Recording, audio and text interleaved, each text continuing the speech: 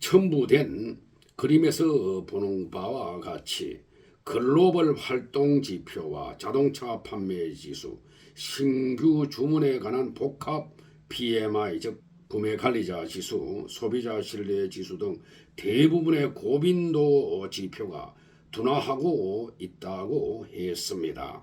미국이나 유로존, 영국, 캐나다 등 많은 국가에서 단기적인 인플레이션 기대치가 상승했다고 했습니다.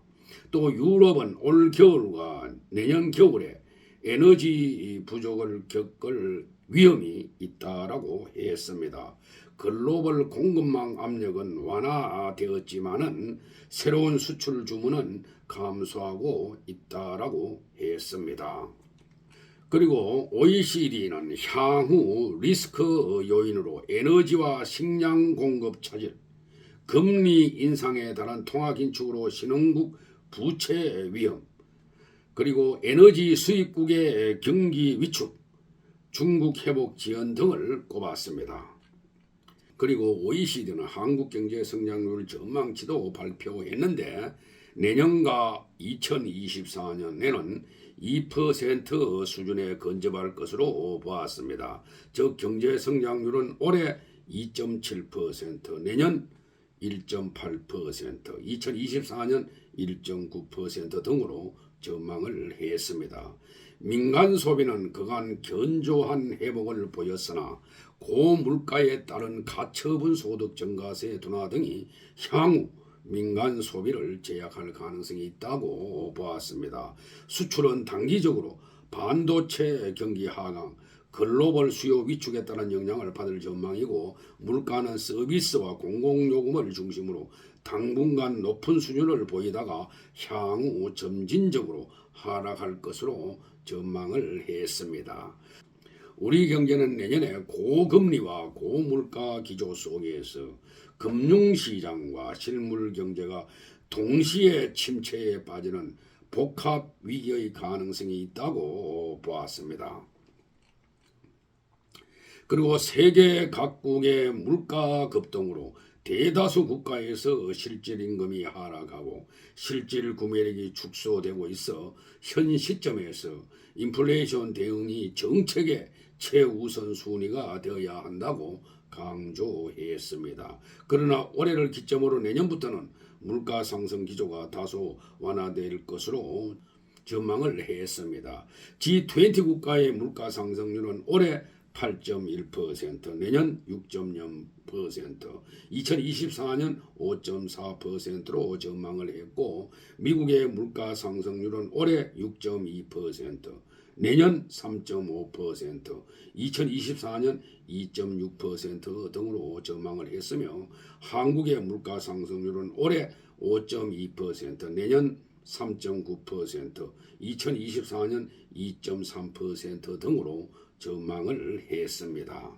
OECD는 세계 경제가 매우 어려운 경제 전망에 직면해 있다라고 했습니다.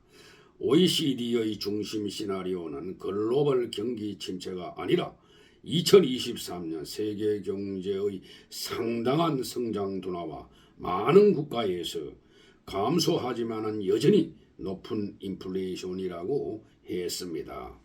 정책 근거 사항은 다음과 같습니다. OECD는 고물가 대응을 위한 각국의 금리 인상이 어느 정도 효과를 거두고 있다고 평가하면서 특히 인플레이션 압력이 높은 국가에서는 통화 긴축을 지속할 것을 권고했습니다.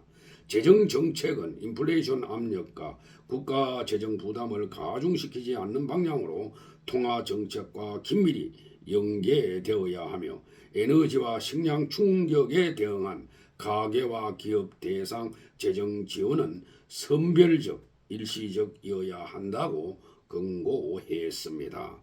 각국 정부는 높은 에너지와 식량 가격에 대응하여 가격 상한, 가격 소득 보조, 감세 등 다양한 조치를 취했으나 에너지 가격이 상당 기간 높은 수준을 유지한다면 보편적 지원은 더 이상 재정적으로 뒷받침되기 어려우며 에너지 절감 요인을 저해할 수 있다라고 했습니다.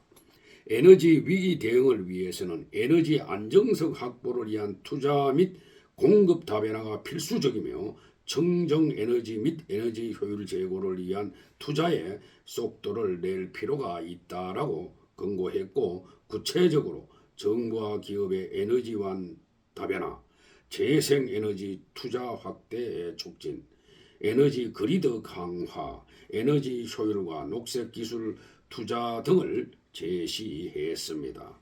또 고용과 생산성 촉진을 위한 구조적 노력이 필요하다고 강조하면서 공급 충격에 대응한 경쟁 강화와 규제 혁신, 국제 무역 활성화, 여성 등 다양한 계층의 노동시장 참여 촉진, 팬데믹 피해 최소화를 위한 기술 투자 확대 등을 권고했습니다. 그리고 잠재 성장률을 높이고 보다 강력하고 포용적인 회복을 달성하기 위해서는 고용 육성이 필수적이고, 정부는 남성과 여성의 고용률 격차를 줄이기 위해서 노력해야 한다라고 했습니다. 특히 가장 취약한 사람들을 대상으로 전염병 발생 시 발생한 인적 자본 손실을 막고, 많은 국가에서 직면하고 있는 신흥국 기술 부족 문제를 해결하기 위해서는 기술에 대한 투자가 필수적이라고 했습니다. 오늘 방송은 여기서 마치겠습니다. 제 영상을 끝까지 시청해 주신 여러분들께 감사의 말씀을 드립니다.